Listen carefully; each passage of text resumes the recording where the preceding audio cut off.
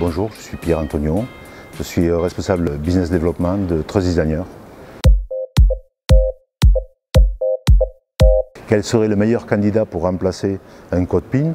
Souvent on cite la biométrie, et dans la biométrie on cite l'empreinte digitale. On peut avoir un moyen de s'authentifier ou de valider le fait que je veux payer et de montrer un acte volontaire disant que je veux payer quelque chose pour à la fin aller taper sur une carte et aller faire une transaction, une demande d'autorisation sur une carte qui sera au niveau d'un serveur. On aura de toute façon de la carte et même les systèmes de tokenisation qui sont mis en place par les grands réseaux, c'est-à-dire je prends mon vrai numéro de carte qui ne circulera jamais et je convertis ce numéro en numéro virtuel qui ne peut être utilisé peut-être qu'une seule fois ou quelques fois ou qui ne sera validé qu'un certain temps. Mais in fine, ça restera un numéro de carte, qu'il soit virtuel ou pas, qui à la fin va aller demander l'autorisation chez celui qui l'a émis votre carte réelle.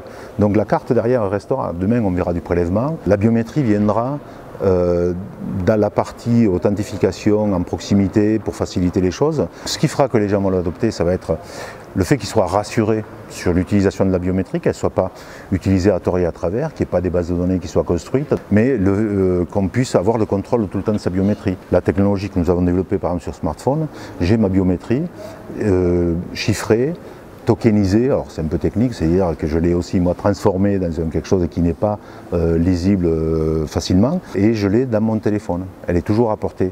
Je peux désactiver le Bluetooth si je ne veux pas qu'on puisse la lire. De toute façon même si on la lit, on n'en fera rien, ce sera un jeton indéchiffrable.